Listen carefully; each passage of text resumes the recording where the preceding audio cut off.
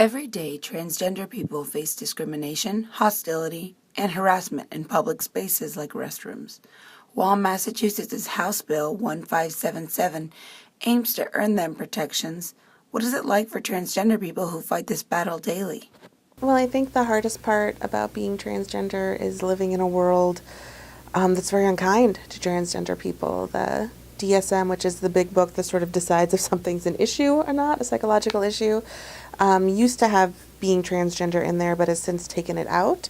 And now it's really the problem with being transgender isn't being transgender, it's the discrimination that people face. Lorelei Arisis, a transgender woman, explains the uneasiness that comes with using a public restroom and how it affects her. It still is to some extent, but for the first several years particularly, it was incredibly nerve-wracking. Every single time I had to use a public restroom, it was terrifying. I would have to gear myself up for something terrible to happen, to be harassed. The use of public restrooms and other public spaces comes with such unpredictability.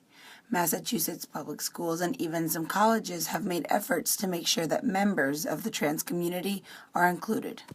If someone, their identity of their gender is whatever that is, they should be able to use that bathroom, and that's simple as it gets. There's a guidance produced by the Massachusetts Department of Elementary and Secondary Education that suggests that transgender students in any school need to have access to the facilities that are consistent with their gender identity. Passing H 1577 would extend the same laws currently in place in public schools to all public spaces. Those opposing the bill argue it could lead to safety issues with men entering women's restrooms freely with no consequences. The trans community, on the other hand, argues that if anyone's safety is in question, it's theirs. Yeah, I'm a human being and I gotta pee and I'm often in public, so I've got to use public restrooms, and I'm not gonna go into the men's room dressed like this because that's asking to get my ass kicked.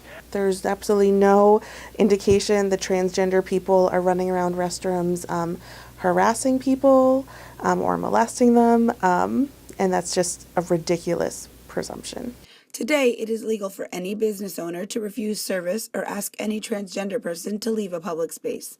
The bill aims to put all citizens on an even playing field. I think a law would ensure that everyone knows they have the right to the same sort of service that all residents of the Commonwealth should have.